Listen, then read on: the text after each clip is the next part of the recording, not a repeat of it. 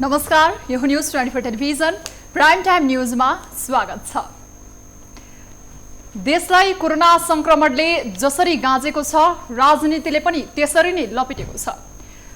यति बेला कोरोना कहर र राजनीतिक खिचातानीको शिकार भइरहेको छ देश। कोरोना संक्रमणले दिन नै नयाँ रेकर्ड राख्दै आएको छ। आज पनि 9000 बढीमा संक्रमण देखिएको छ। संक्रमण रोकथामका लागि 56 जिल्लामा निषेधाज्ञा लागू गरिएको छ।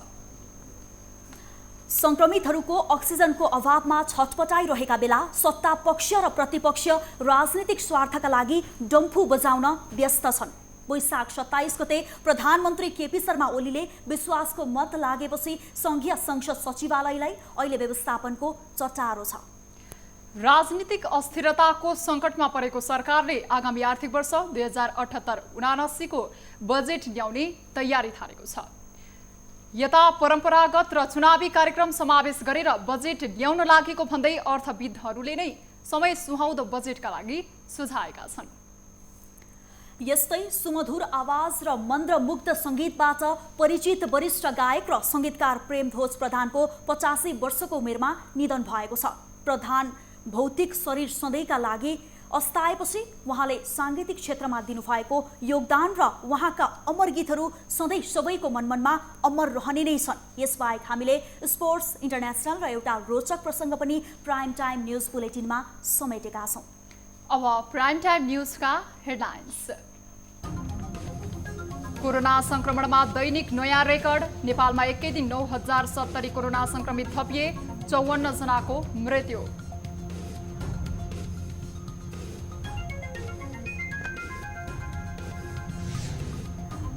महामारीकै बीच प्रतिनिधि सभाको बजेट अधिवेशनको तयारी तीव्र। संघीय संसद सचिवालयलाई व्यवस्थापनको चटारो, 4 सांसदलाई कोरोना पोजिटिभ।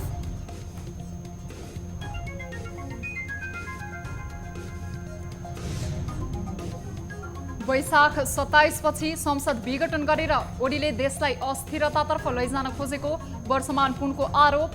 माधव नेपाल पक्षले ओलीलाई मत नदिने पुनको दाबी। त्यही व्यक्ति अहिले उस 5 मा पनि संसद विघटन गर्नु।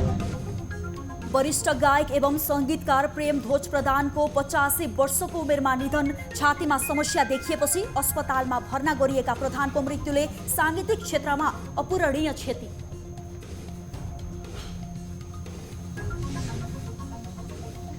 र परम्परागत भन्दा अर्थतन्त्रलाई चलायमान बनाउने बजेट ल्याउन अर्थविदहरूको सुझाव।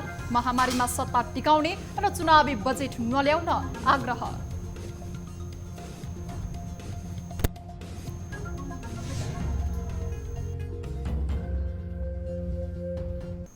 हामी निरन्तर न्युजमा छौँ।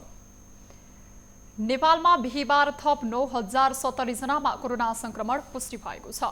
देशभर गरिएको 20,367 पीसीआर परीक्षणमा 8,970 र 775 एन्टिजेन परीक्षणमा 100 जना गरी 9070 जनामा संक्रमण पुष्टि भएको स्वास्थ्य तथा जनसङ्ख्या मन्त्रालयले जनाएको छ। यो सँगै नेपालमा कोरोना संक्रमितको संख्या 3,68,580 पुगेको छ। त्यस्तै कोरोनाका कारण थप 54 जनाको मृत्यु भएको छ। हालसम्म नेपालमा कोरोनाका कारण 3,529 जनाले ज्यान गुमाएका छन्। त्यस्तै थप 2,707 जना संक्रमण मुक्त भएका छन्। नेपालमा हालसम्म 2,92,490 जना कोरोना संक्रमण मुक्त भएका छन्। हाल 72,561 सक्रिय संक्रमित आइसोलेसनमा र 314 जना क्वारेन्टिनमा छन्। नेपालमा हालसम्म 25,78,418 वटा पीसीआर परीक्षण गरिएको मन्त्रालयले जनाएको छ। आजदेखि थप 7 जिल्लामा निषेधाज्ञा लागू भएको छ। बारा र सिराहामा पूर्ण रूपमा निषेधाज्ञा गराइएको छ भने बागलुङ र सिन्धुपाल्चोकमा संक्रमणको जोखिम भएका ठाउँहरूमा निषेधाज्ञा लगाइएको गृह मन्त्रालयले जनाएको छ। अहिलेसम्म देशभर पूर्ण र आंशिक गरी 59 वटा जिल्लामा निषेधाज्ञा लगाइएको गृह मन्त्रालयले जनाएको छ। 41 जिल्लामा पूर्ण र बाँकी 15 जिल्लामा आंशिक निषेधाज्ञा जारी भएको हो। बाँके, सुर्खेत, काठमाडौँ, ललितपुर, भक्तपुर, कास्की, कैलाली, पर्सा, कञ्चनपुर र सुनसरी गरी 10 जिल्लामा भने निषेधाज्ञा लम्ब्याइएको छ। यी जिल्लाहरूमा 27 गतेदेखि आउँदो 29 गतेसम्मको विभिन्न मितिमा निषेधाज्ञा लम्ब्याइएको हो। मन्त्री परिषदको बैठकले हिमाली र पहाडी जिल्लामा 200 जना सक्रिय संक्रमित भएमा र तराई तथा शहरी क्षेत्रमा 500 सक्रिय संक्रमित भए भएमा निषेधाज्ञा लगाउन सम्बन्धित जिल्ला प्रशासन कार्यालयलाई अनुमति दिएकाले सम्बन्धित जिल्ला प्रशासन कार्यालयले आवश्यकता अनुसार निषेधाज्ञा लगाउँदै आएका छन्। स्वास्थ्य मन्त्रालयले कोरोना संक्रमितको उपचारका लागि शय्या चाहिएमा टोल फ्री नम्बर 1133 तथा मोबाइल नम्बर 9851255837 र 9851255839 मा सम्पर्क गर्न आग्रह गरेको छ। स्वास्थ्य मन्त्रालयले सूचना प्रकाशित गरी कोरोना संक्रमितका लागि बेड चाहिएमा वा अस्पताल जान परेमा उल्लेखित टोल फ्री र मोबाइल नम्बरमा सम्पर्क गर्न आग्रह गरेको छ। कोरोना संक्रमित गम्भीर हुने क्रम बढेपछि हाल देशभरका अस्पतालमा बेड भरिभराउ छ। अस्पताल भर्ना हुनै पर्ने गम्भीर बिरामीले बेड नपाए स्वास्थ्य मन्त्रालयको टोल फ्री नम्बर 1133 9851255839 9851255837 नम्बरमा फोन गरेर शय्या उपलब्ध गराउने मन्त्रालयले जनाएको छ। कोरोना संक्रमितको संख्या दैनिक 500 देखि 600 सम्म बढेसँगै प्रदेशको राजधानी विराटनगरका निजी अस्पतालहरूमा अक्सिजनको अभाव देखिएको छ। हाल अस्पतालमा बेडको अभाव भएका कारण बेड संख्या पनि थप्नुपर्ने निजी अस्पतालहरूले बताएका छन्। अधिकांश संक्रमितलाई अक्सिजन आवश्यकता पर्ने गरे पनि अक्सिजन अभावमा कतिपय संक्रमितहरूको मृत्यु समेत भएको छ। प्रदेशमा दोस्रो लहरको कोरोना संक्रमितहरूको संख्या बढ्दै गएपछि यहाँ सञ्चालित अधिकांश अस्पतालहरूमा संक्रमितहरूको भिड लाग्न थालेको छ। विराटनगर स्थित नोबेल मेडिकल कलेजले 100 शय्याको सरकारसँग सम्झौता गरेको थियो भने अहिले 122 जना संक्रमितहरूको उपचार गरिरहेको जानकारी दिएको छ। आगामी दिनमा संक्रमितहरू बढ्दै जान थालेपछि शय्या पनि थप्दै जाने भनेर नोबेल मेडिकल कलेजले बताएको छ। यसैगरी विराट मेडिकल कलेजमा पनि शय्या थप्ने योजना रहेको र आजका दिनदेखि 200 शय्या बनाउने भनेर जानकारी दिएको छ। विराटनगर स्थित कोशी कोभिड-19 उपचार केन्द्रमा 96 शय्या सञ्चालित छन् भने अहिले 50 जनाको उपचार भइरहेको छ। सिकिस्त बिरामीहरू आउने यी अस्पतालहरूमा यति बेला अक्सिजनको अभाव देखिएको छ। त्यो आफ्नै अक्सिजन प्लान्टले पनि नधानेर हामीले बाहिरबाट पनि एभरेजमा दिनमा 200 सिलिन्डर जति हामीले एभरेजमा ल्याउने गरिरहेका छौँ र अब समस्या त समस्यै छ। सिकिस्त र सिरियस बिरामीहरू मात्र राख्ने गरेको अस्पतालले जानकारी दिएको छ। सबै बेड अक्सिजन युक्त 83 वटा बेड भएको हुनाले हामीले नर्मल स्टेबल पेसेन्टलाई एडमिट नलिने भएको हुनाले र त्यसमा स्ट्रिक्टली भएको हुनाले हामीसँग अक्सिजन चाहिने मान्छे मात्रै लिइरहेको हुन्छौँ। त्यसै कारणले पनि हामी अहिलेसम्म कन्ट्रोल गरिरहेका छौँ।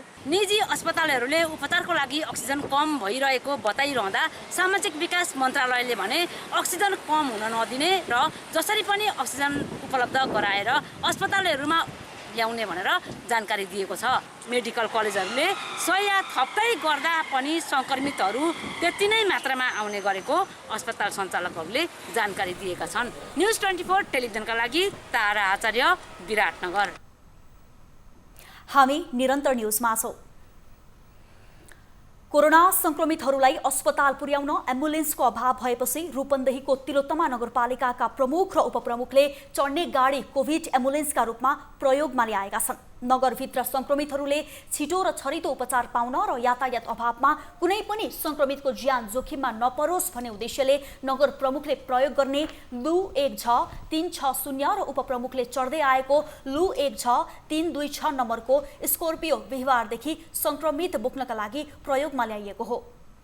तिलोत्तमा नगरपालिकामा रहनुभएका र मानवीय सेवाको हिसाबले अन्य आवश्यक नागरिकलाई चाहिँ समेत तिलोत्तमा नगरपालिका तर्फबाट हामीले सेवा प्रवाह गर्न सक्छौँ र उहाँहरूले चाहेको चाहिँ समयमा उचित व्यवस्थापन गर्नको लागि सम्बन्धित आइसोलेसन सेन्टर अस्पतालमा पुर्याउनको लागि अरू सहजता मिल्नेछ भन्ने अपेक्षा गरिएको चाहिँ छ। तिलोत्तमाले यसअघि शङ्करनगरमा 40 बेड क्षमताको अस्पतालको सेवा दिने गरी आइसोलेसन सेन्टर सञ्चालनमा ल्याएको छ। त्यस्तै वडा नम्बर 9 मा रहेको सभा हलमा थप 60 बेडको आइसोलेसन सञ्चालनमा ल्याउने तयारी गरेको छ।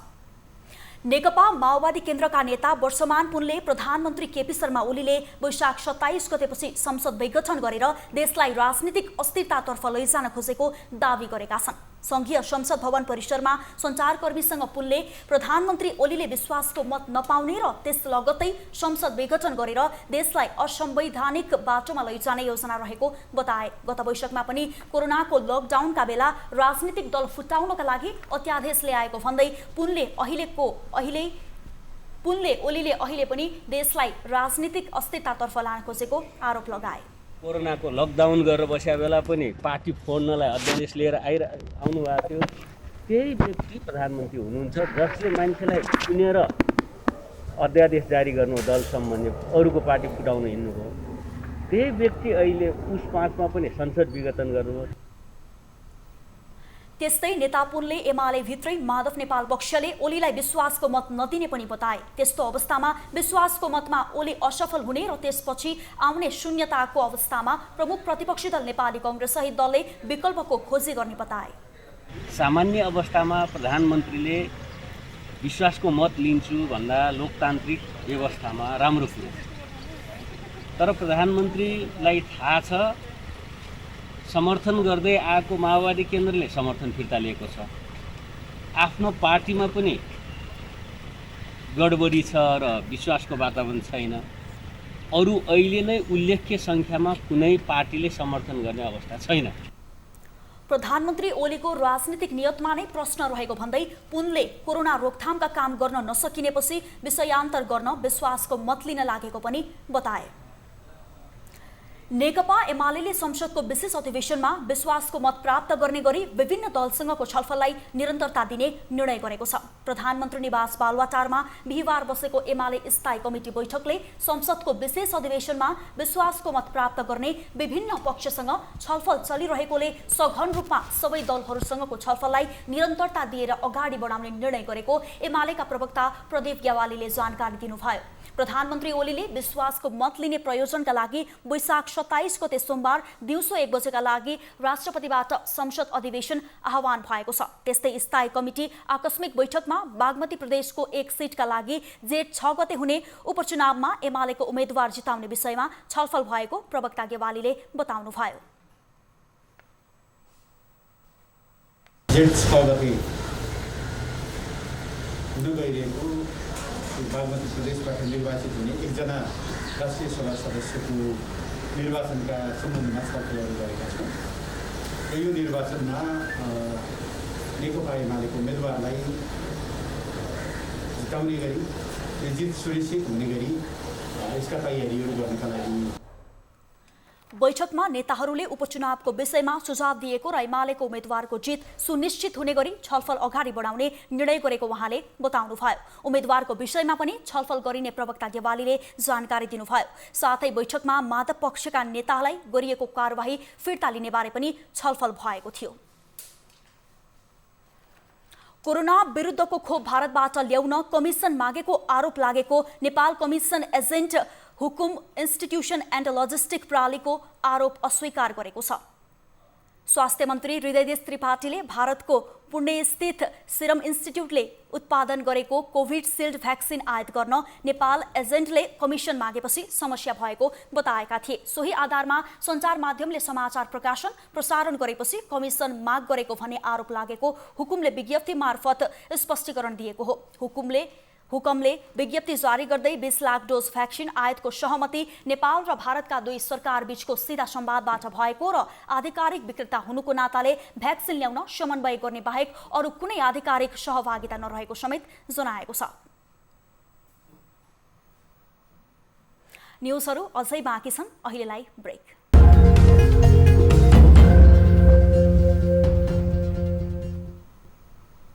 हामी निरन्तर न्युजमा छौं। कोरोना संक्रमित महिलाका लागि परोपकार प्रसुति गृह थापाथलीले 50 शय्याको छुट्टै वार्ड स्थापना गरेपछि अन्य अस्पतालमा बेड नपाएका संक्रमित महिलाले थापाथली प्रसुति गृहमा बेड पाउन थालेका छन्।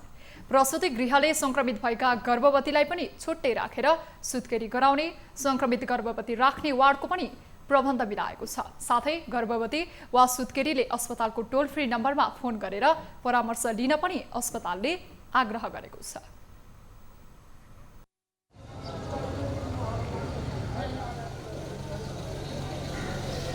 कोरोना संक्रमण बढिरहेको छ।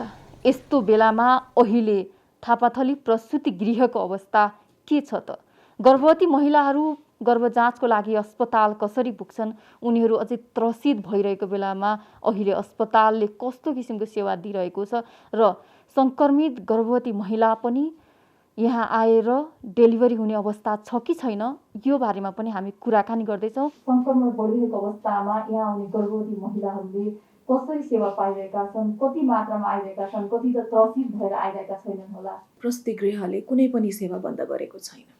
हामीले ओपिडी र अतरङ्ग सेवा दुईटै यथावत रूपले नै सञ्चालन गरिरहेछौँ। अतरङ्ग विभागमा अथवा डेलिभरी हुने सुत्केरी हुने महिलाहरू जुन आउनुहुन्छ त्यसको सङ्ख्या चाहिँ ठिकै छ, पहिले जस्तै भन्नुपर्छ, तर आउट पेसेन्ट डिपार्टमेन्टमा अलिकति बिरामीको चाप चाहिँ घटेको देखिन्छ। गर्भवतीहरू सङ्क्रमित छन्, उनीहरूको लागि पनि यहाँ आएर डेलिभरी हुन सक्ने त्यस्तो खालको व्यवस्थापन गर्नुभएको छ कि छैन? पहिलो बिरामीहरू के छ भने जो नर्मल हुनुहुन्छ, उहाँ कोरोना सङ्क्रमित हुनुहुन्न, उहाँहरूको लागि चाहिँ हामीले छुट्टै व्यवस्थापन गरेका छौँ। उहाँहरूको बेड पनि छुट्टै छ, उहाँहरूको अपरेसन कक्ष पनि छुट्टै छ, उहाँलाई चाहिँ डेलिभरी गराउने जुन रुम हुन्छ त्यो पनि छुट्टै छ। यसबाहेक जो सङ्क्रमित हुनुहुन्छ, पिसिआर रिपोर्ट पोजिटिभ भएको बिरामीहरूको लागि हामी छुट्टै बेड, छुट्टै लेबर रुम र छुट्टै अपरेसन थिएटरको व्यवस्था गरेका छौँ।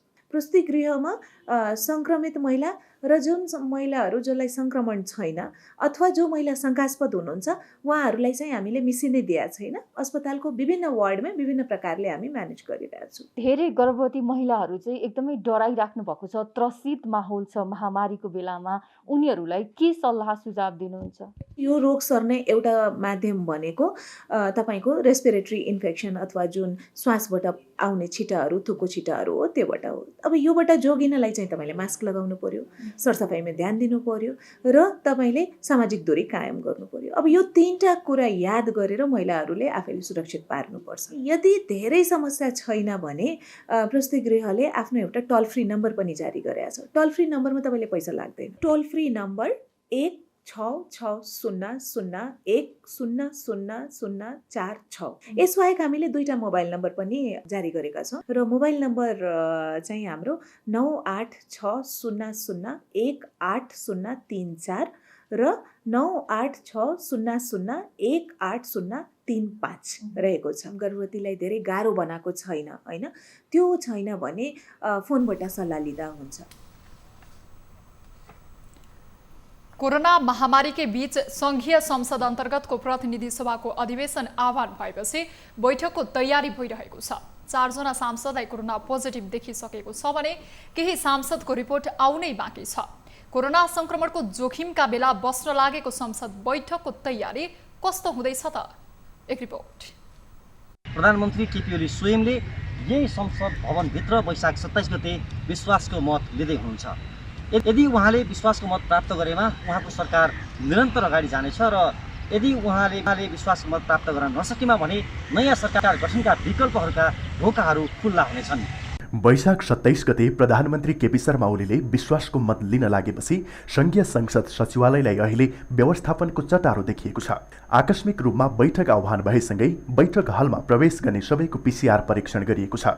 संसद सचिवालयका अनुसार बुधबार 128 जना सांसदसहित कर्मचारी, पत्रकार, सुरक्षाकर्मी, मर्यादा पालक समेत 481 जना गरी जम्मा 609 जनाको स्वाब सङ्कलन गरिएको थियो, जसमध्ये 4 सांसद र 2 कर्मचारीमा कोरोना पोजिटिभ देखिएको थियो। यस्तै बिहिबार करिब 550 जनाको स्वाब सङ्कलन गरिएको छ।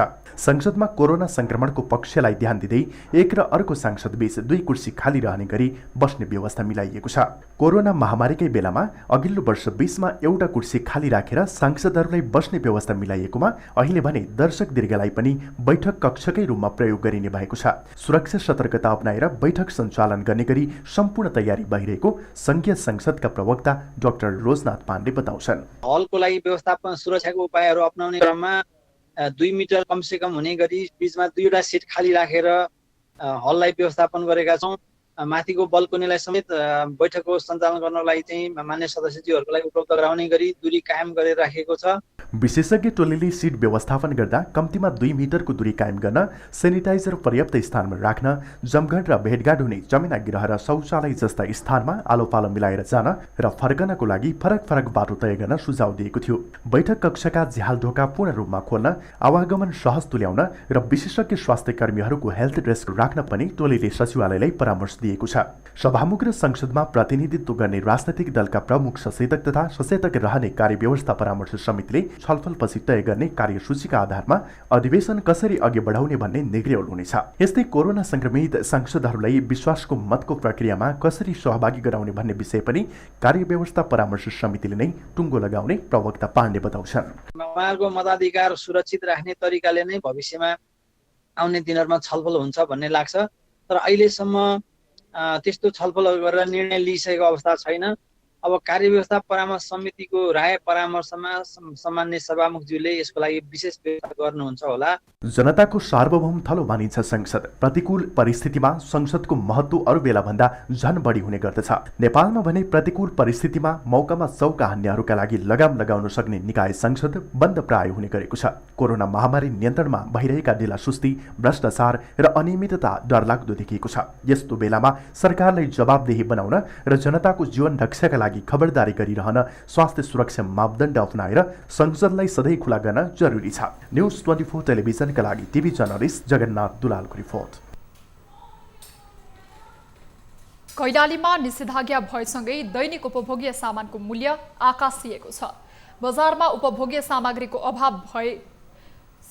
अभाव नभए पनि व्यापारीहरूले कृत्रिम अभाव सिर्जना गर्दा अति आवश्यक सामग्रीको मूल्य बढेपछि उपभोक्ता निकै मारमा परेका छन्। एक रिपोर्ट। दैनिक उपभोग्य सामग्री चामल, दाल, तरकारी, फलफुल, तेल, चिनी लगायतका वस्तुमा प्रति केजी करिब 20 देखि 25 रुपैयाँ बढाइएको छ। कोरोना रोकथाम तथा नियन्त्रणका लागि निषेधाज्ञा जारी गरिएसँगै उपभोग्य वस्तुको मूल्य वृद्धि हुँदा दैनिक ज्याला मजदुरी गरेर खाने वर्ग बढी मारमा परेका छन्। बजारमा कालाबजारी गरेर कृत्रिम रूपमा अत्याधिक मूल्य वृद्धि गरेको र सरकारले नियन्त्रणमा ध्यान नदिएको भन्दै स्थानीय आक्रोशित भएका छन्। पहिलाको तुलनामा अहिलेको तुलनामा अलि बढिरहेका छ। किनभने यो पहिला चाहिँ जो थियो त्यतिखेर चाहिँ पाउने इत्यादि गर्ने सबै हुन्थ्यो भने अहिले भएको चिज पनि बढाएर त्यस्तो लुकाइ छिपाइ त्यो इत्यादि गरिरहेका छन्। स्थानीय बजारमा मूल्य वृद्धि भएको स्वयं व्यापारीहरू पनि स्वीकार गर्छन्। बजारमा उपभोग्य वस्तुको अभावसँगै सामग्री ओसार पसारमा समेत समस्या भएकाले मूल्यमा केही अन्तर आएको उनीहरूको दाबी छ। खासै त्यस्तो उतार चढाउ त छैन। उतार चढाउ भन्दा पनि अब कच्चा चिजको मार्केटै हुन्छ कि जस्तै बजारमा फालाफाल भइदियो भने रेट चाहिँ त्यसको एकदम डाउन हुन्छ। अब बजारमा चाहिँ मालको केही अभाव छ। जस्तै अब बाहिर ठाउँमा अब काम गर्ने मजदुर हुँदैन, गाडीहरू सही टाइममा गाडीहरू मिल्दैन। वाणिज्य आपूर्ति तथा उपभोक्ता संरक्षण कार्यालय कैलालीले भने लकडाउनका कारण वस्तुको अभाव भएर नै बजारको मूल्य बढेको बताउँछ। उद्योगहरूबाट नै मूल्य वृद्धि भएर आएको छ र उद्योगहरूले सोच्दाखेरि त्यसको कच्चा पदार्थ नै गत वर्षको मूल्यमा भन्दा अहिले बढी मूल्यमा खरिद्नु परेको भन्ने कुराहरू बुझिएको छ हैन। अनि त्यसको अन्य कारणले गर्दाखेरि अब यहाँ त आउनेखेरि उनीहरू एमआरपीमा उल्लेख भएर आउने हो। यहाँ व्यवसायीहरूले त्यो एमआरपी भन्दा बढी लिएको देखियो भने त उनीहरूलाई कारबाही भइहाल्छ। कृत्रिम मूल्य वृद्धि गर्ने र कालाबजारी गर्नेलाई कुनै कारबाही हुन सकेको छैन, जसको कारण कालाबजारी दिनानुदिन बढ्दै गएको छ। न्युज 24 का लागि कैलालीबाट टिभी जर्नलिस्ट सुशील ढुङ्गानाको रिपोर्ट। हामी निरन्तर न्युजमा छौं। वरिष्ठ गायक एवं संगीतकार प्रेमध्वज प्रधानको निधन भएको छ। उहाँले बिहिबार सुन्धारा स्थित काठमाडौँ न्युरो एन्ड जनरल अस्पतालमा निधन भएको हो। छातीमा समस्या देखिएपछि केही दिन अगाडि उनलाई अस्पतालमा भर्ना गरिएको थियो। 84 वर्षीय प्रधानको उपचारका क्रममा निधन भएको हो। गायक प्रधानको जन्म 1994 सालमा सिन्धुपाल्चोकको चौतारीमा भएको थियो। उहाँलाई नेपाली सांगीतिक क्षेत्रमा गोल्डेन भोइस उपनामले पनि चिनिन्छ। सन् 1965 मा प्रेमध्वजले उषा मङ्गेशकरसँग नेपाली चलचित्र माइती घरमा गीत गाएका थिए। त्यस्तै उहाँले आशा भोसलेसँग मायालु इन बम्बे नामक चलचित्रमा पनि स्वर दिएका छन्। सन् 1952 मा प्रेमध्वजले 16 वर्षकै उमेरमा याद कसैको आइरहन्छ यो अँधेरी रातमा बोलको गीत रेकर्ड गराएका थिए। प्रधानको यो नेपाली सिरुचाली पर लैजाऊ फुलहरू, घुम्ती नआऊ है, गोरेटो त्यो गाउँको, तिमीलाई अचेल कहाँ भेटौला लगायत दर्जनौं चर्चित गीत छन्। अब बिजनेस न्यूज।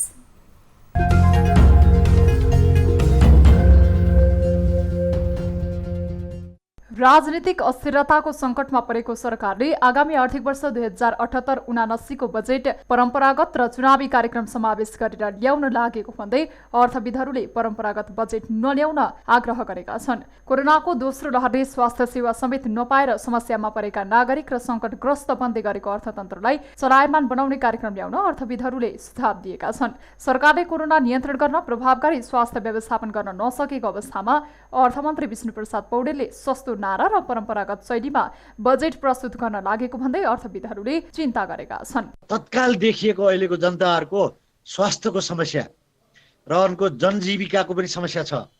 दिन प्रतिदिन काम गर्ने वर्करहरूले बिचरा भोकै मर्नुपर्ने परिस्थिति पनि छ। त्यसकारणले यो कोभिडको प्रभावबाट न्यूनीकरण गर्नको निमित्त त्यसलाई पहिलो प्राथमिकता दिँदै अनि त्यसपछि जनजीविकाका कुराहरूलाई पनि ध्यान दिने किसिमबाट आउनुपर्छ। यो चाहिँ अल्पकालीन मात्रै आउँछ।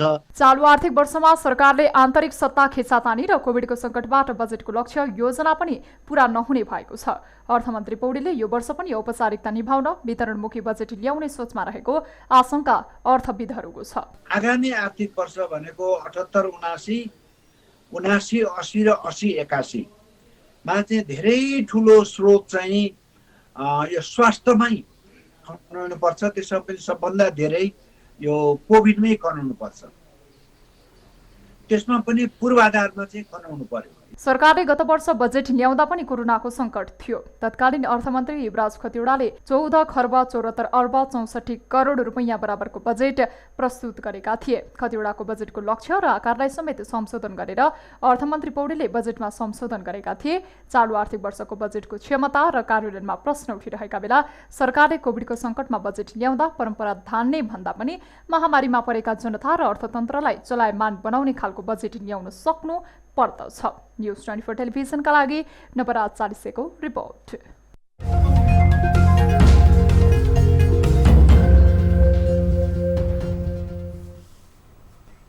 अब प्राइम टाइम न्यूज सक्नु अघि हेडलाइन्स पुनः एकपटक। कोरोना संक्रमणमा दैनिक नयाँ रेकर्ड। नेपालमा एकै दिन 9070 कोरोना संक्रमित थपिए, 54 जनाको मृत्यु।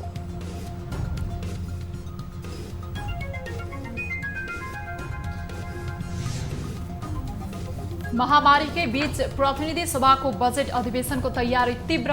संघीय संसद सचिवालयलाई व्यवस्थापनको चटारो, 4 सांसदलाई कोरोना पोजिटिभ।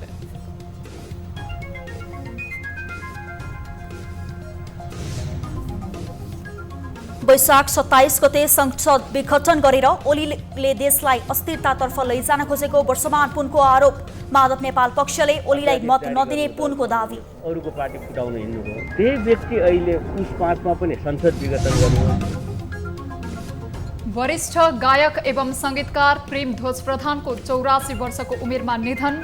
छातीमा समस्या देखिएपछि अस्पतालमा भर्ना गरिएका प्रधानको मृत्युले सांगीतिक क्षेत्रमा अपूरणीय क्षति। र परम्परागत भन्दा अर्थतन्त्रलाई चलायमान बनाउने बजेट ल्याउन अर्थविदहरूको सुझाव। महामारीका सट्टा टिकाउने र चुनावी बजेट नल्याउन आग्रह।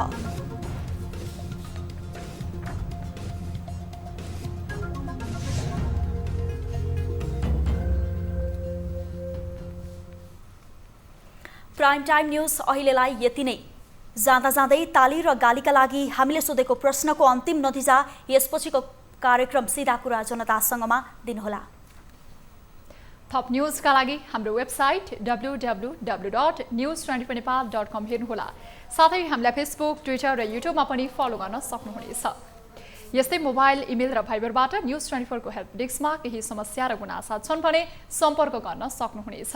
हामी निरन्तर न्यूजमा छौं। नमस्ते।